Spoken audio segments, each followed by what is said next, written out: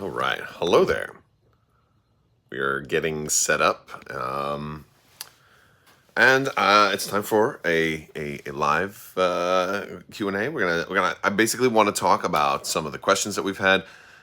Been doing a gaming convention this weekend called Escape WinterCon here in Orlando, Florida. I wanted to talk about, to open things up a little bit with talking about conventions. And I think that I'm curious how many of you share with me. One of my, I love gaming conventions, but at the same time, it's a love-hate relationship. So I want to talk about that a little bit because I am curious to kind of, put a feeler out there for the community, see how many of you guys share in some of my thoughts. And then we'll also talk about some Q&A and just talk about general gaming stuff. So, because there's some questions that people ask in live stream chat, so you can definitely drop your questions down in the chat. But also, you can you can leave questions in Discord or on the channel as a whole. So we're going to talk about all of those things. So first off, gaming conventions. I don't get to do them as often. Last year I didn't do any. This year I did just this one, and it's still going on. But I'm at the house right now. I'm not there currently. There's reasons for that. I mean, for one, it's still a little early. So, but I have some things going on today. So the basically Escape WinterCon used to be known as Dice Tower Con, and then they kind of split off, and there's still Dice Tower Con and Escape WinterCon. But basically, it's a convention that's more about playing board games rather than like showcasing brand new games and stuff like that. So it's a small one here in Orlando. They do every year. But it's like 5 days, and it's a great opportunity to just get like big games like Twilight Imperium and other big larger games. And it definitely serves its purpose for that. It's a really nice. It's kind of a smaller con. I love it. Love being able to do it. Don't get to do it as often as I'd like. Again, I'm crazy busy. But I think everybody thinks they're busy in their own respect. But I just have a lot going on with YouTube is not my primary thing. So. But I have YouTube, I have a regular job, I have 2 dogs, a wife, and 3 kids. So we've got a lot going on. And between parental responsibilities, maintaining a household and a YouTube channel and a job and everything else, and trying not to fail too hard at any one of those, it's very tough to juggle everything. That's one of the reasons I've started to slow down a little bit of my video production. I mean, I'm still doing a lot of videos. But I don't know if you guys remember, about a year ago or a year or two ago, I was doing 7 days a week videos, sometimes even more than 7 in a week. And I couldn't maintain that. I ended up putting myself in the hospital with all of that. So I've slowed down a little bit. I slowed down to about 5 days a week, and now I'm doing like between 3 and 5 videos a week, somewhere in there. Sometimes, like, I don't know, I think a live stream still counts as a video. But as far as like pre-published videos, sometimes it's only 3. Sometimes it's a little bit more, and I feel like that's a balance that I'm at least currently I'm more easily able to maintain. And sometimes I think it's harder when there are, Marvel Crisis Protocol. I'll get to that. Sometimes I think it's harder when there's like a slow news cycle. Like right now, we're in a very slow news cycle for a lot of the games that I cover. There's and we probably will be until late March when like all the big news comes out for everything and stuff like that. So it's been, and so when there isn't news, it's like, frankly, news is easy for me to report on because it's like a feed, I'm piped in all the right feeds, and there's something cool, I can get excited about it, and I can just, shoot from the hip. So I can, crank out videos very quickly. That's one of the things that I do.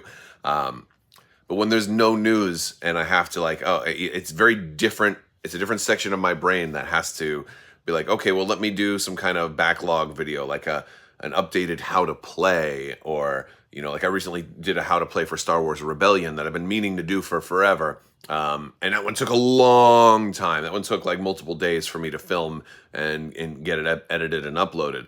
And because it's so much later and the game's come out so long ago, it doesn't really get that many views, but it's still something that I wanted to do, so, but like in slow news cycles, it's way more effort for me to get content out there, especially any kind of content that's going to be, um, really wanted by people. So it's tricky. Now, granted, there's always I could start talking about drama and stuff like that, and I talk about that a little bit, but I try not to be as dramatic as I used to be. You know, so yeah, it's been challenging to I can't really keep up the 7 days a week new video schedule anymore, and it's probably for the best. So, but with all of that busyness, the idea is like, well, I can't always do that many conventions either. So I went, so I did this not Kickstarter. I did this convention this weekend, Escape WinterCon. I went Thursday or Wednesday and Thursday so far. I may go back tomorrow because it's local, so I can just come home. But I'll say this: the 2 days that I went so far, I was there all day for like maybe 14 hours, like playing games constantly. It's a lot. It's exhausting. And it sounds silly to say it's exhausting because you're sitting at a table, or sometimes you're walking around trying to find another game that's going on, trying to coordinate with people, seeing old friends. For me, it's honestly awesome to be able to see so many people that I lost touch like years ago when I had less children and less demands on my time. I was able to go game locally a lot more. I made a lot of friends that I lost touch with as my life got busier and busier and busier. And so I love being able to kind of reconnect with old friends, and it's like you just pick up and start playing a game, and then ask them how everybody's been doing, and so on and so forth. So like that part is really really cool. But at the same time, like at the end of like a 14-hour day of gaming, like I slept harder than I've ever slept before. Well, not ever before, but then I can remember in a long long time. And I was thinking to myself, why am I so exhausted at a convention when I'm sitting for a lot of the time playing games? And I think part of it is some of these are Euro games, very, very heavy. I learned Great Wall this week. Great Wall by Awaken Realms. Now, Awaken Realms made Nemesis, Lords of Hellas, many other popular games. Come to Kansas City again. Oh, that's possible. I love Kansas City. But yeah, I learned Great Wall this weekend. This is a game by Awaken Realms. I've heard from people at Awaken Realms that they thought this was their favorite game. This is their best games that they've made. It was definitely on my list, but it looked kind of intimidating to me. So I had a friend named Chuck taught Great Wall, and it's truly a magnificent game. It is a very good game, but it also takes a long time. So it's not something I think I'm going to be able to play all the time, but I wish I could. I'm going to give it the old college try and see if it's something that I can get in in like 3 hours ish or so. I will try again. Have I ever tried 40K? I'm going to get to questions here in a minute. Sorry. So I think my point is, when you're learning a very rules intensive game, even though you may be sitting or a combination of sitting and standing because you're like leaning over to look at stuff, your body's not at rest. I find myself tense. Anxiety is a little higher. Stress and tension are a little bit higher because, again, you don't want to screw up. You want to make sure you're following along, where that brain activity is going at like 100%. The hamster up there in the wheel is running really fast. So learning heavy new Euro games all day long can be mentally taxing, combined with the fact that there is still a lot of walking and being on your feet, or when you are sitting, you're not necessarily sitting in a relaxed way, you're sitting like leaning over. Like if you've ever played Armada, Legion, or X-Wing, a longer game of those, that sometimes you're a little fatigued at the end. If you've ever played a 3 or 4 round tournament, you know how you feel at the end of it. Hey, you're playing games, why are you so tired? Well, because it's taxing to be so invested in a tactical game, and you're not usually sitting relaxing. A lot of times you're standing. Like that sort of thing happens a lot. So there's a lot of that going on with a convention like this, and I find that it's exhausting. So I say that to go into other conventions, Gen Con, Adepticon, things like that. I have a really hard time trying to go to those conventions because while I do make a little bit of money between YouTube and Patreon, it's obscenely expensive for me to attend. Like last time I went to Gen Con, thousands and thousands. I think it was like $4,000 to go to Gen Con. like my hotel was ridiculous, like almost 3,000 just for the hotel. Uh, and the reason why, I had was hoping to have a roommate and ended up having to pay for the whole hotel by myself. But I have to, because of that fatigue, I need a hotel that is going to be close enough to the convention where also I suffer from anxiety, and PTSD and stuff like that. So it's I need a little break once in a while to prevent like burning out and being cold. Like it's, again, I didn't go to the convention yesterday or today, and it's still going on. And so I'm like, I just need to quiet. I need to come down. I need to recenter, because I'm just overstimulated. It's so loud and noisy, and there's so much going on that there's no time for like my brain to relax. And so I need that balance in a convention like a Gen Con or something like that. So I have to get a hotel that's close. Now, last year when I went to Gen Con, it worked out perfectly, even though it was obscenely expensive and kind of drained a lot of my reserves, because I was able to go in the morning, get a bunch of stuff done, and like, hey, it's lunchtime. Okay, I'm gonna go grab lunch. I'm gonna go take it up to the hotel room. It's nice and quiet now. I can eat my lunch in quiet. Just recenter myself, maybe upload a video or something like that, answer some questions on Facebook or check Discord and things like that. And then maybe after an hour or so, I can then go back down to the con, and so I like having that close, or if I buy something, I can go drop it off at the room or whatever. Um, so that's kind of one of my needs to be able to go to a con. Is I need the ability to kind of break away and have, maybe a half an hour, 20 minutes or whatever to recenter and then gather myself back up and then go back in there, to be able to do a whole day at a con. Because again, a whole day at a con is like 14 hours or some obnoxious amount of time. Now, this used to work out perfectly when I used to work for FFG, and the Asmodee demo team, when I'd be going and teaching Legion, Armada, X-Wing, stuff like that, or helping out run tournaments and things like that. Because when you're working for them, one of the things they typically do, or at least at the time, what they typically did is they would provide you a hotel room. It provided you were working X number of hours and stuff. It would be a shared room with some other people, but still, that would be but it was a connected hotel, so I could, you get a break, a lunch break or whatever. I could just go out, I could just walk up to the hotel room and relax. So the problem I run into with conventions, if I'm not able to work for them because they won't hire me anymore, which is always weird. That's a whole different discussion. But one of the reasons it's harder to go is if I'm just a private person trying to get a hotel room, all the close hotels sell out instantly. I've tried 2 years in a row to get to Adepticon, and all of the connected hotels, like the Schaumburg or whatever, sells out in like 5 seconds. One time I was even mashing F5 as soon as they turned the ticket sales online, and I still couldn't get a room. And so then the only option is to get something that's much farther away that I would have to take the subway or Uber in. And Ubers, in a big city and a convention time can be up to $100. And so I already have to Uber in and out each day. And then on top of that, if I need to go up back and get a break, that's an extra trip. So that's like 4 trips a day. So figure like $400 per day. It's unaffordable. There's no way I can do that. So I end up just not going to the cons because I don't want to get overloaded and have some kind of panic attack at a con. So I just need a place where I can have those 20 minutes of just peace and quiet and calm down, like to desaturate from overstimulation. Because I talk to a lot of people and I'm very social and I'm turned on, but sometimes I need to turn off and just, for a little bit. And so I'm curious how many people have similar situations with conventions. Do you like to have a room that's really close? Or I know some folks locals for a convention can just, drive in and then drive out. It's harder when you have to fly to a place for a convention.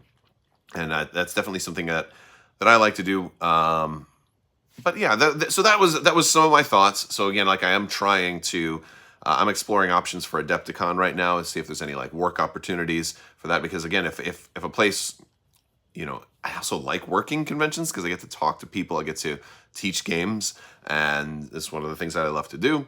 And usually there's it's one of the things that, hey, if you come work for us, we'll we'll provide the hotel room, and like that works out great because it's usually a close enough, that's within walking distance, and so like that works for me because it saves so much cost.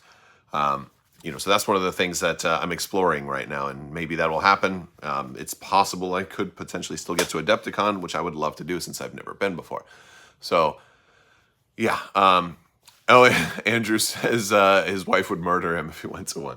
Yeah, it's tough. I had to really coordinate those, and my wife has been extremely accommodating and super awesome. She's a good partner, and it's good to have a partner who is is a true partner, and that you can work with. And I'm not saying that your wife isn't, but like again, like kids under 7 are tough. Only my youngest is under 7 now, so things have gotten easier for us. The older kids help out. Some of them have phones now. Sometimes we can even like go to lunch and leave the kids home. We're working on trying to make them more independent and having them help out. Could WizKids hire you to demo Into the Unknown? In theory, I don't want to speak for WizKids. I'm really looking forward to Into the Unknown. That's I would love to be able to work for any of these companies and demo games. That's exciting, but I can't speak for specifics, at this time. But that would be cool, though. All right. I was going to talk about questions. So Red French Kitty asked earlier, what is your favorite game out of the Star Wars miniatures games? That's going to be Armada. But there's different there's favorites for different reasons. I used to really like Imperial Assault. That was a lot of fun. It was hard to play the campaign. It was hard to get up to 5 people to continually meet up and advance the campaign. But I think that game had so much potential in the right group. I really loved X-Wing when it first came out, or when I first got into it. That game changed my life. So yeah, Armada, I didn't expect to like. I wasn't going to even get into Armada, but I loved it. It was a Team Covenant video. I don't know if you guys ever are familiar with Team Covenant. They're a pretty big online presence, and they have a store, I believe, in the Midwest. But yeah, they're pretty big deal. They had they had a lot of access to FFG. Where they would give them demos and stuff, and that was kind of one of the things I always kind of wanted to have. But at the same time, I'm not. While I am an online store and a media outlet, I'm not a retailer. And so that's one of the things that can help also. And so, but I'm just one guy, so if I had to deal with shipping, I do a little bit of shipping because there's giveaways that we'll do shipping for and stuff like that sometimes. But it's difficult to do a whole lot of shipping, and yeah, it's a little too much for me. So, but hey, one of my big dreams. I would love to open a game store someday. I'd love to have a game store in Orlando with lots of tables, lots of terrain, and just come on down to Krabby's Gaming Emporium or whatever, and do some crazy stuff. Like that would be super cool. And I feel like I've already got the outlet, so if I had a store, I could advertise for it. And so advertising would be free, So that's funny. You can start an OnlyFans. Yes, right. I'm sure that would do well. Oh gosh, that's funny. Have you ever tried Lord of the Rings strategy battle game? I think you're talking about the one by Games Workshop. No, I have not. And somebody also asked, have I ever tried 40K? So let's talk about that. Games Workshop. I do play one game by Games Workshop. I play Age of Sigmar. Actually, I dropped a dragon. I play Stormcast Eternals, and I love GW. I love Age of Sigmar. It is a very, very fun game. But the models are freaking phenomenal. I love the size of the bases. Like for example, like this guy, like I had so much more I could do with it. Like I put like a tree stumps on here. Like you can do rivers and stuff through them. You can do all kinds of stuff. You can take extra. You can really hobby it up with the bases. There's this dude. Look how big this base is, man. It's a massive base. You can do all that fun stuff. And of course, it's not just about the bases. The models are the best in the business. Like nobody can match GW models. They're just the best. But I like the medieval style more than the 40K style. I do have some Space Marines and some Necrons, I think. When I hit 40,000 subscribers, I did a little bit of a dive into Warhammer 40K. I played a game of Kill Team years ago. I didn't like it. It was an older edition, though. I haven't played the current version of Kill Team. But I've never played an actual game of 40K. But from what I understand, GW games aren't too different. So, like, if I'm familiar with Age of Sigmar, shouldn't be too much of a stretch for 40K. Like, it's like there's a couple of differences, but you kind of got the overlapping circles kind of overlap a lot. So a lot of the fundamentals are the same.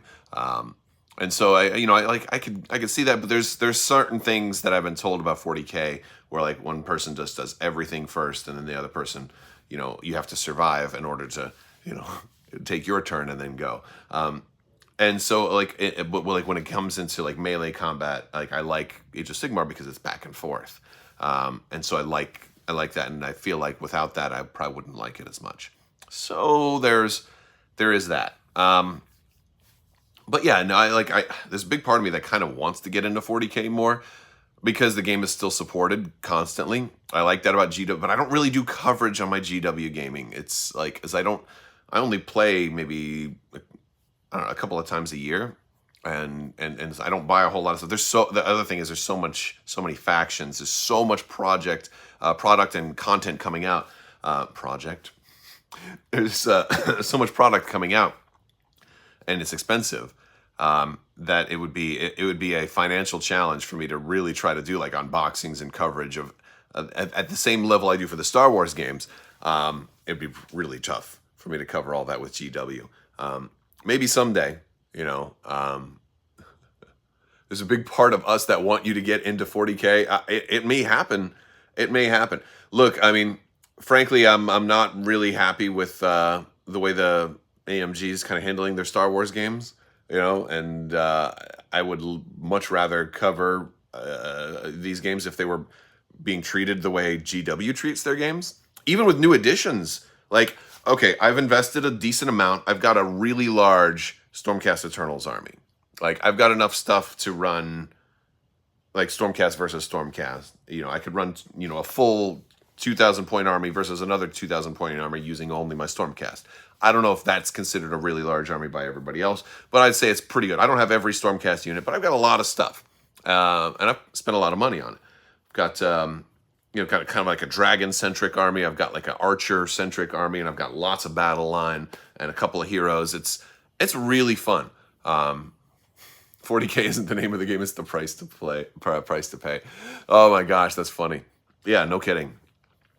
So I've got a lot of this stuff. And there's, 4th edition is supposed to be coming out soon. And I'm all for it. Bring it on. Like, games, I think I knew that going in, that there's going to be new editions.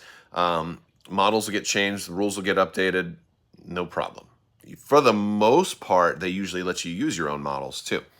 I don't understand why they had such a pushback with X-Wing 2nd edition and like why they're afraid, they keep changing rules, but they're afraid to call anything a new edition. Like Armado, they had to call it 1.5. And I'm like, okay, I mean, I kind of understand that because they didn't change a whole lot. They only changed a few things, but there's this huge fear to call stuff by a new edition.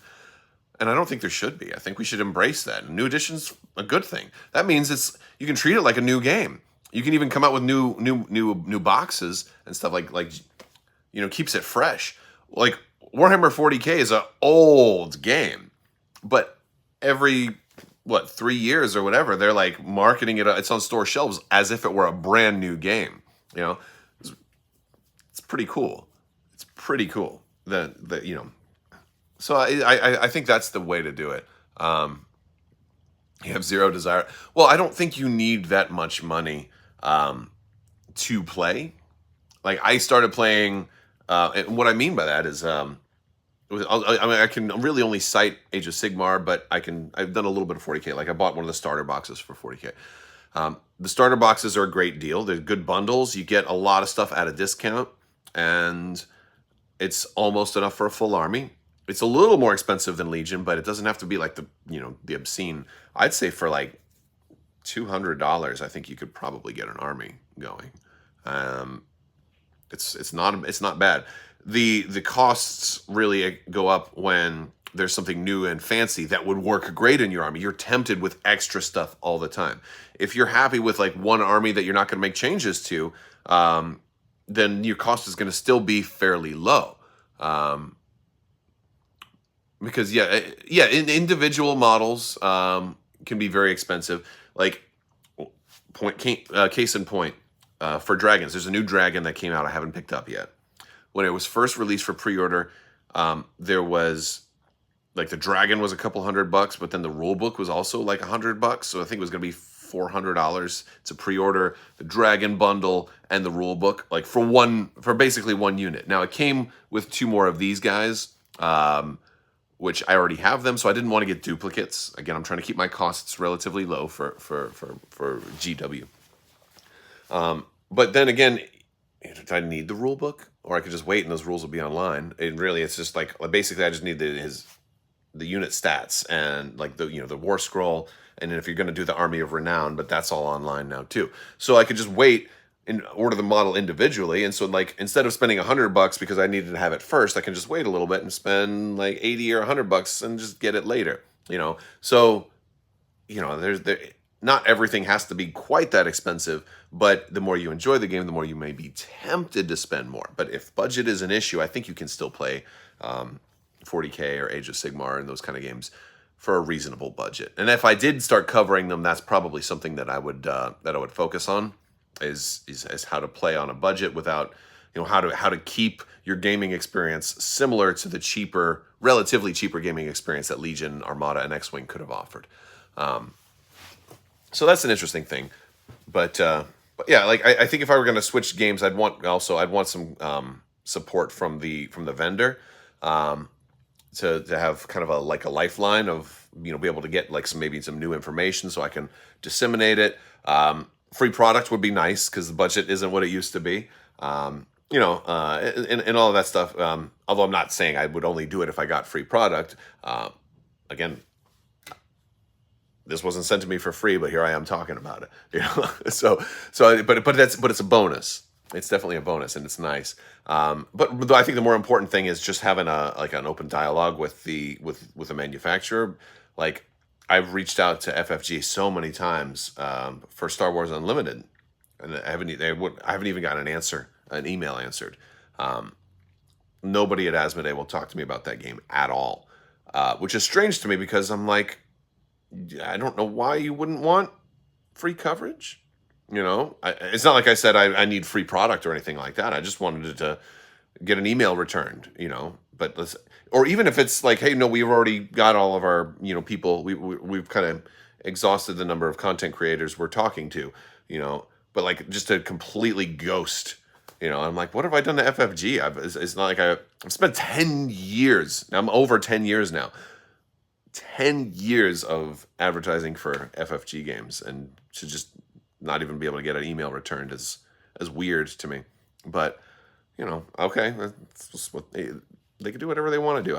I get so confused by that. I don't know. I don't know what they're looking for, but maybe it's because I'll come out and say things like, they wouldn't return my emails.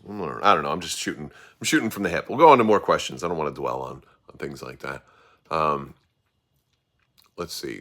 I want to go up some more. Well, we got a lot.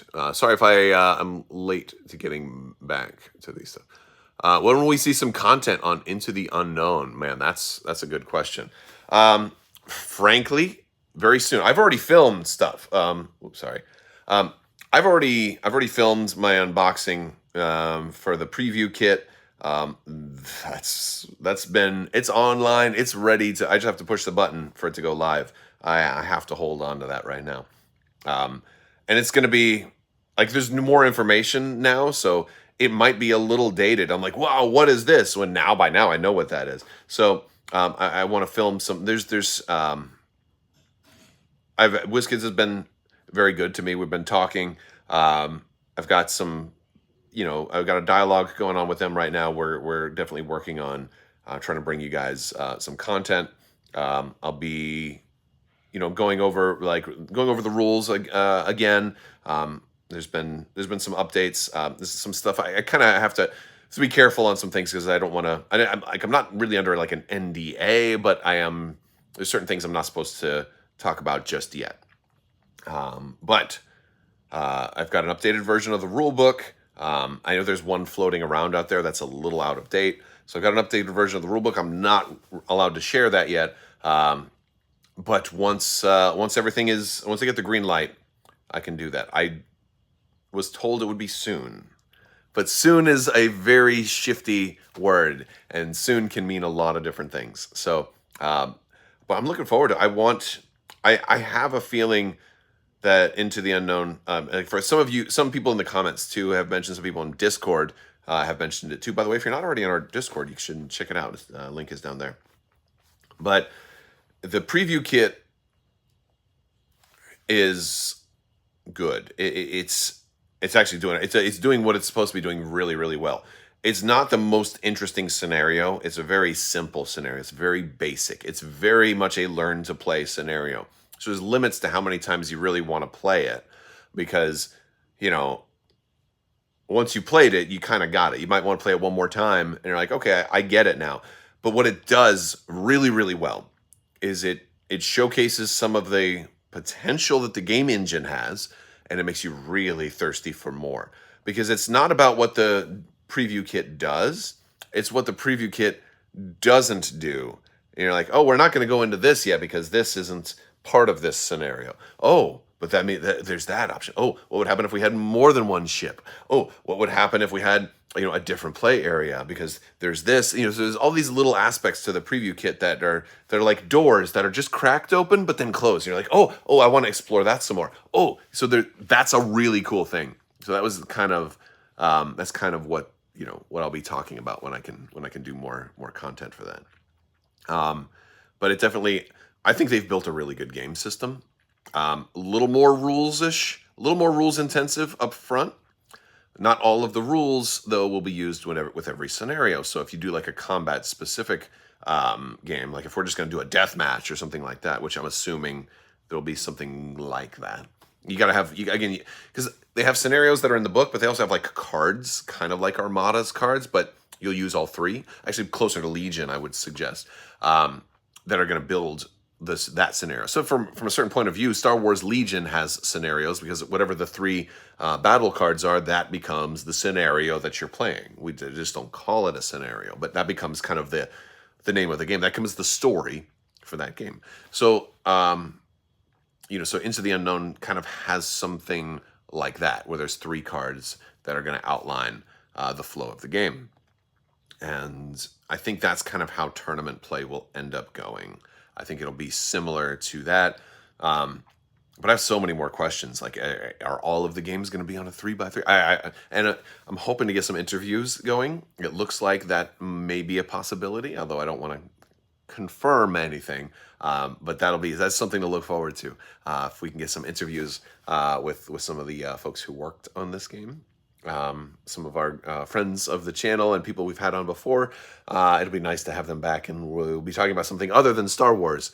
Although there might be a little Star Wars talk thrown in there too, because I think one of the things people are going to do with Star Trek Into the Unknown is I think they're going to compare them to. I think it'll be compared most often to Armada, but I think you will also see X-Wing comparisons, and I think you will also see Legion comparisons with that game.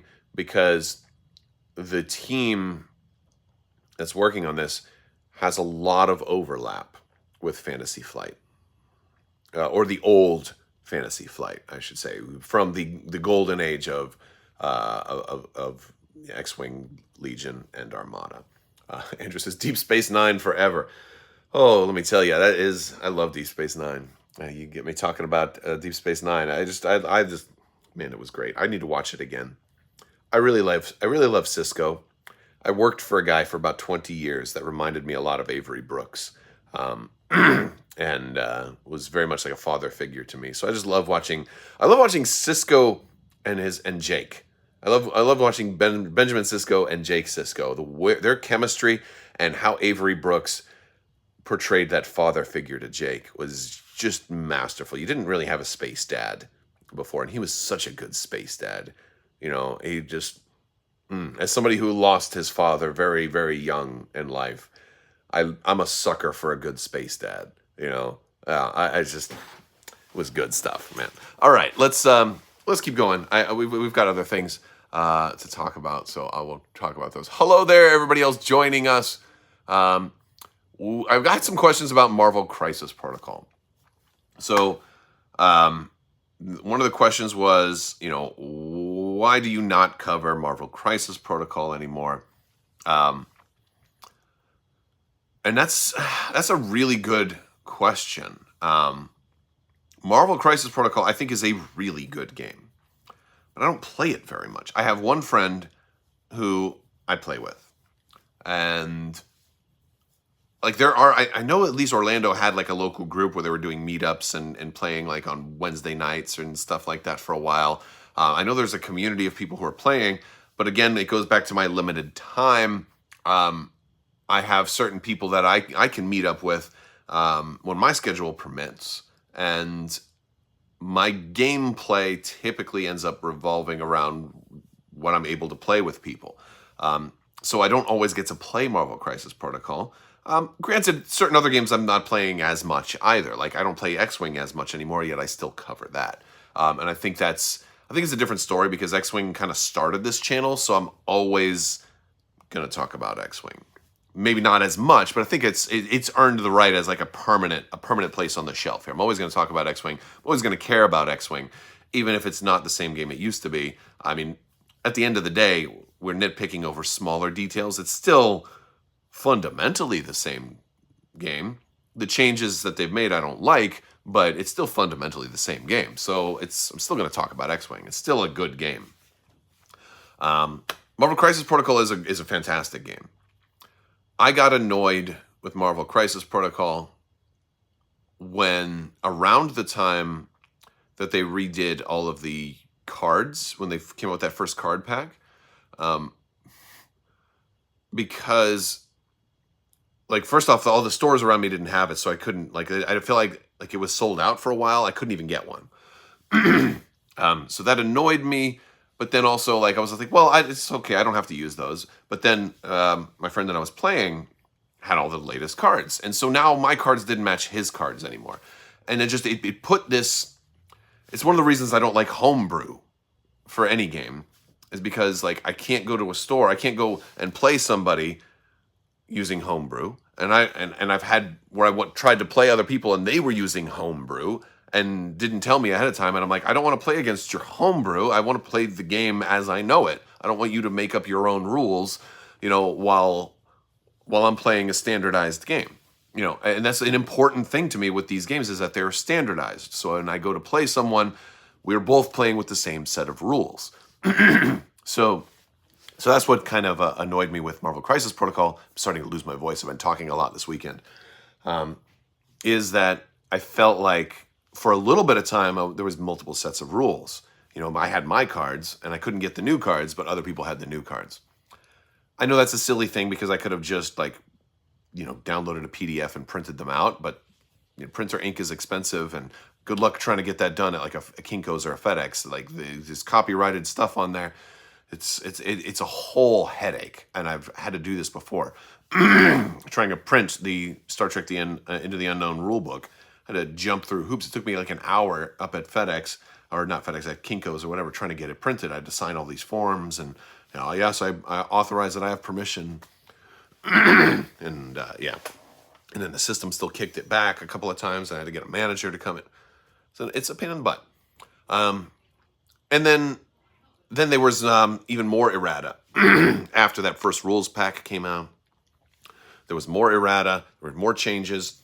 Then I think it was that when they released around the same time that the new cards, they were going vertical instead of horizontal, or vice versa, horizontal instead of vertical. Then they did the holographic Spider-Man and Doc Ock, but that was so it was really fancy. But there was the old style, and they had already been errated, so you couldn't even use the holographic version. All right, so I felt like the game's rules were in a state of chaos, and while I love the game, I felt like at the time that I stopped covering it that they weren't playtesting enough, because it was this whole deal where like AMG, Fantasy Flight would list like 20 or 25 playtesters, and then AMG would like list like 6 or something like that, which was just really weird to me. And I didn't like that. And I just felt like the game wasn't play tested enough, and it was a little too chaotic. And if I wanted to play a standardized game, it was becoming harder and harder, because there were a lot of errata and rules reference during a certain time period when I stopped covering it. It just felt too chaotic for me. I've come back to the game, and I've played it maybe twice since then. And every time I've played it, I've had a magnificent time. It is a very fun game. Granted, I'm playing with somebody who's playing very, very casually. From what I'm understand, from what I keep in mind, there is a whole meta game that becomes very competitive, and there's broken combinations and things are still getting tweaked and adjusted. And I'm not interested in power gaming it. I'm interested in being like, what sounds like it would make a good comic book issue? Sounds like it would be a really cool team up. And I'll pick my team without even looking at their cards. I don't care what they do. I just want to play characters that seem like they're really cool. Like for example, I always wanted to run Wolverine, Hulk, and Spider-Man, because I always thought the banter that they would have would be hilarious, and I'd love to hear Spider-Man make jokes. Hulk and Wolverine are mad at each other, but then they turn to Spider-Man, and then they pound him, and then he thwips away, and like I just feel like, but they have, they would be a really cool team up. Also because Hulk was like, in one universe, Spider-Man was a Sony, and Wolverine was all the way with the X-Men. We were like never going to see them on screen together, and maybe now that can finally happen, but for the longest time that was like the forbidden. They were all separated into different studios, so I always wanted to see those three. So like that's something I would do. I don't know if they have synergy. They may be broken, so I couldn't do that in a competitive thing, because I'll go out there and I'll just get knocked upside down. But since I sometimes play with somebody who plays similar and just say, hey, I just want to do for fun. So basically, when I play Marvel Crisis Protocol, I have a wonderful time, but I feel like a complete noob when I'm playing it, because I'm not interested in the deeper strategy. I'm not interested in combat effectiveness, and so I don't feel like I'm a good person to make content for that game, because again, I'm playing very loosey goosey.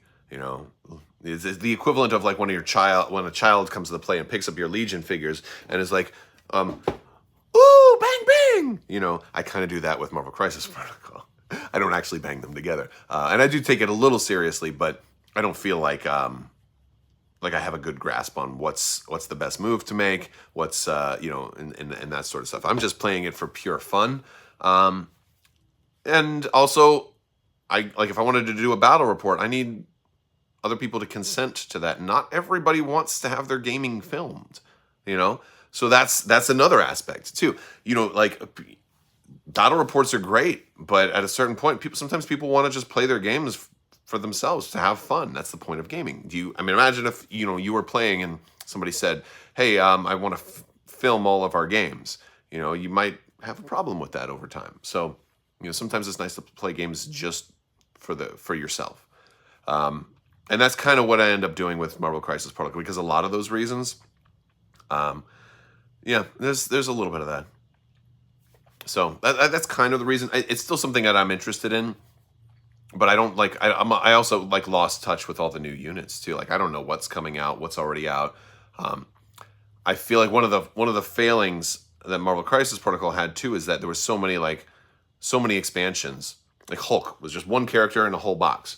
And it was way too much. And I feel like that there should have been like a box. So, kind of like how they're doing in Shatterpoint. Here's 4 characters in a box. Except Shatterpoint has generics, which I didn't think it should have had. But so there's that. And to a similar extent, like I feel like my coverage of Shatterpoint is less and less these days. I'm just growing less and less interested. Like, it had a really big pop initially. I was super interested in it at first, and now I'm like, I just don't even want to play it anymore. Like, I'm just like, oh, I could play Shatterpoint.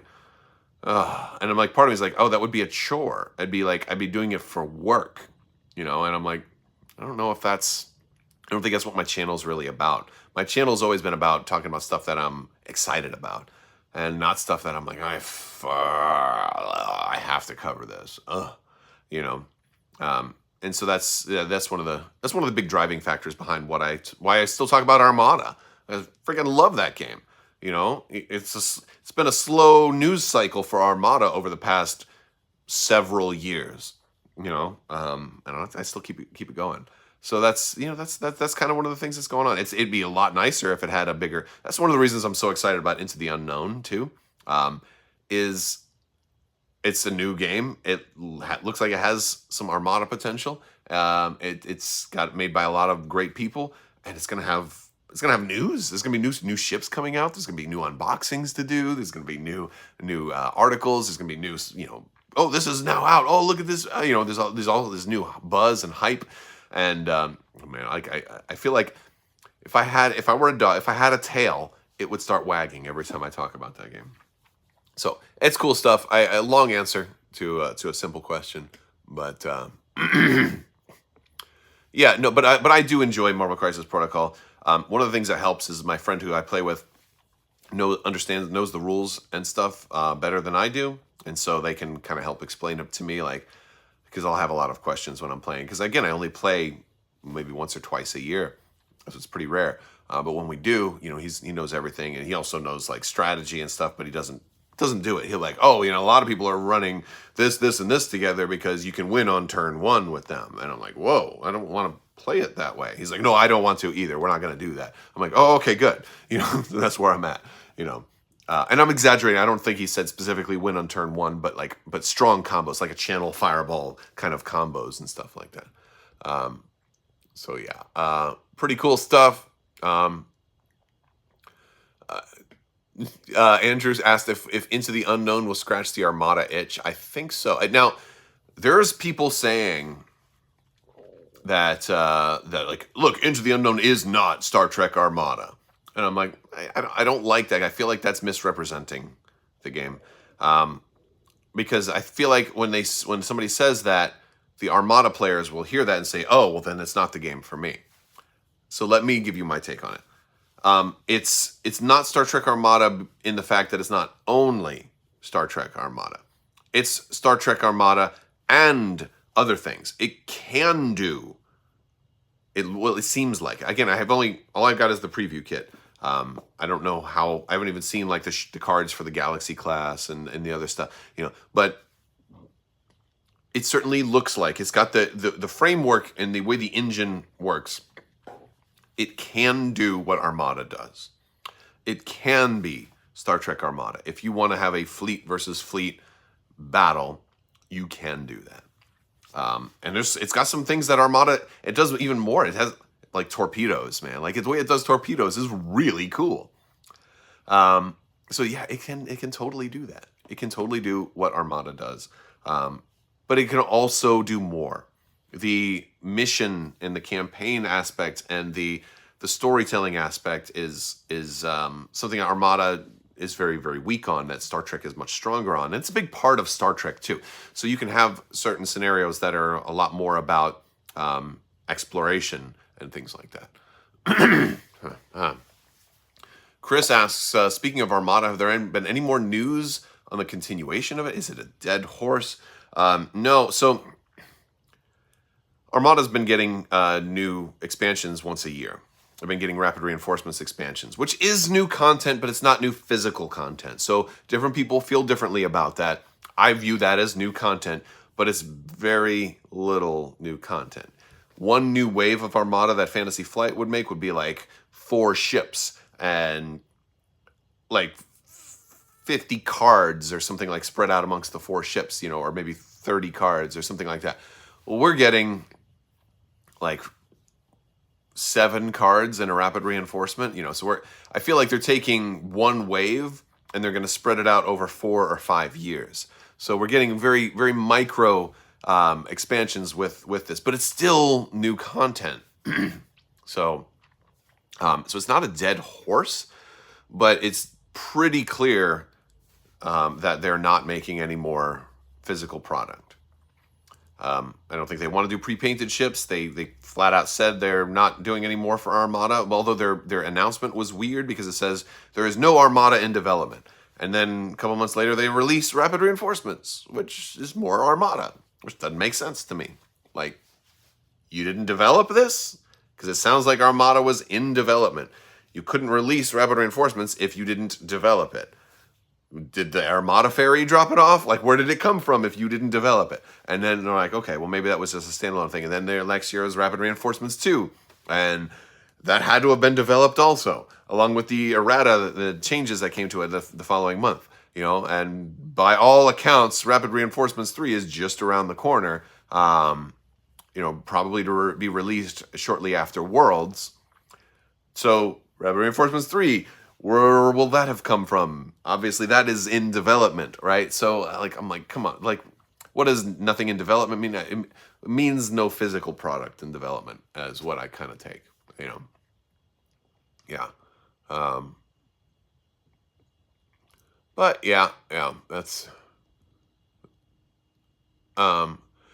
Cam says, late, but I wanted to say you tried the custom Vader scenario and had a blast. Awesome. I wish more companies would do stuff like that, especially when new products are slow to release. Yeah, I think AMG had every intention of doing something like that. I don't know, but I would guess there was some hiccups with it. I know they wanted to do it.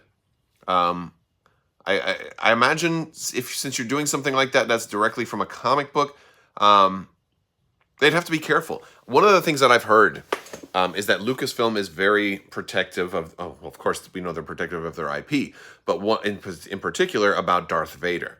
They're very careful about how he is portrayed.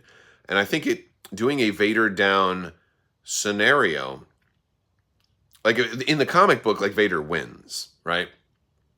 They may not have wanted a scenario where Vader would lose the Vader down scenario. You know, like maybe it was presented in a way that licensing just didn't like, you know, and so they had to, or maybe it's still coming. You know, maybe they said, you know what, this will actually, when we release the third version of Darth Vader, then it would be perfect time for the Vader down scenario. You know, maybe there's a whole box that's going with it or something. I don't know. It may still be coming, but it's been so many years. I don't think they're doing it. So I didn't want to do it sooner because I didn't want to step on their toes. But after a number of years, when they first took over Legion, I wanted to do something like that. They announced that they wanted to do Vader down, so I did the Palpatine version instead. And then waited, and I've been wanting to do another one, so I did Vader down. I think it's cool, and I'm really glad that you enjoyed it. I will probably do more of those. I have some ideas, but I'm going to keep those to myself right now. But I'm looking at other factions, so it won't just be really powerful Imperial. Yeah, but you know, it's fun stuff to be able to do, and you can even do it with the AI if you want. But yeah, fun stuff. I'm really glad that you liked it. All right, guys, I'm gonna go ahead and wrap this up. But I want to thank you guys for hanging out. There was one other question I had. There was some questions about Cyberpunk. Am I going to do more Cyberpunk content?